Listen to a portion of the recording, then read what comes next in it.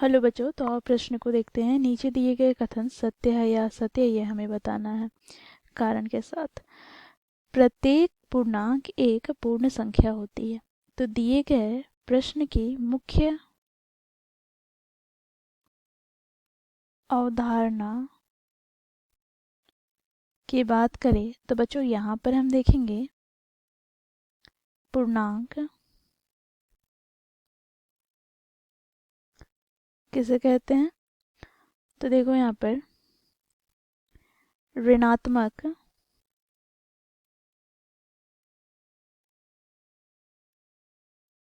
धनात्मक,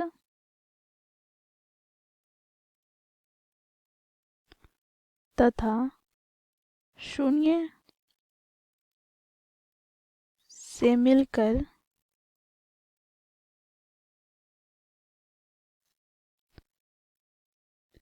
बनी संख्याएं पूर्णांक संख्या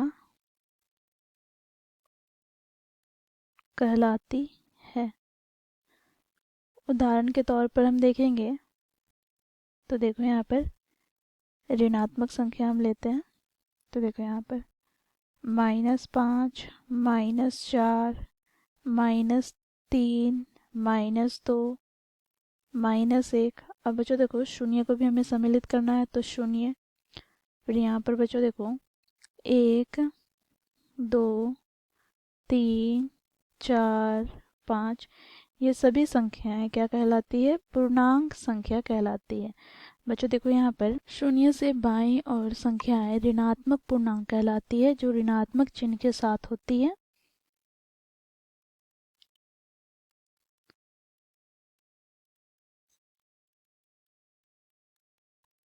अब बच्चों देखो शून्य के दाईं और जो संख्याएं होते हैं जो धनात्मक होते हैं उसे हम धनात्मक पूर्णांक कहते हैं। ठीक है।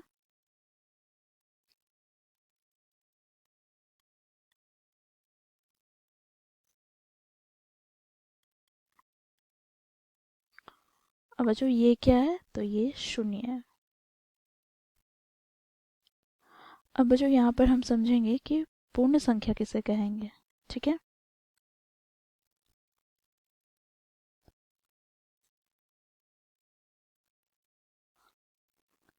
तो बच्चों देखो यहाँ पर प्राकृत संख्या जिसे हम गणना में उपयोग करते हैं, जैसे 1, 2, 3, 4, इस प्रकार, तथा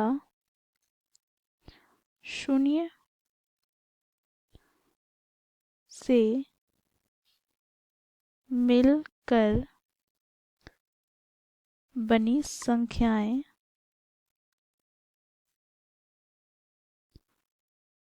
पूर्ण संख्या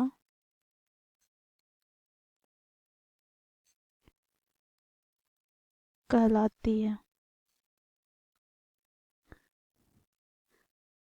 उदाहरण के तौर पर हम देखें तो बच्चों देखो 0, 1, 2, 3, 4, 5, 6, इस प्रकार। बच्चों देखो ये क्या है? तो ये शून्य है।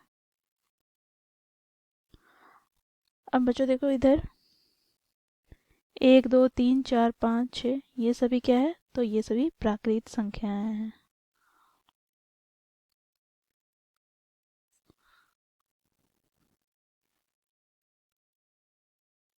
तो बच्चों इसे हम धनात्मक पूर्णांक भी कह पाएंगे। ठीक है।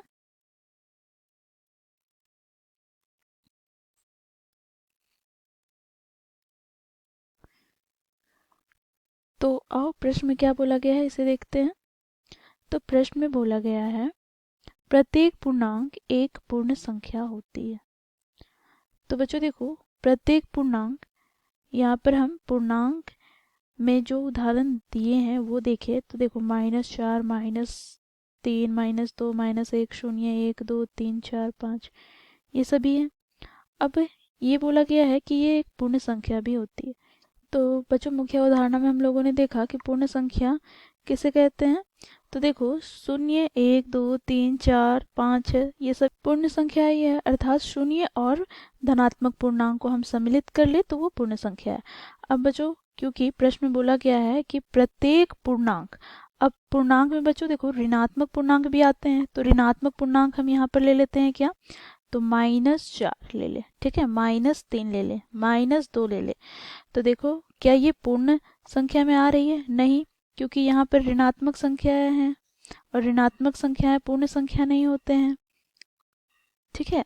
तो यहाँ से बच्चों हम क्या निष्कर्ष निकालेंगे कि प्रत्येक पूर्णांक एक पूर्ण संख्या नहीं है, ठीक है।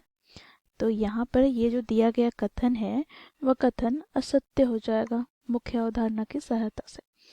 तो इस प्रकार बच्चों हम लोगों ने दिए गए कथन को असत्य साबित किया मुख्य अवधारणा का प्रयोग करके। आशा करती हूँ आप लोगों को यह प्रश्न समझ में आया होगा। धन्यवाद।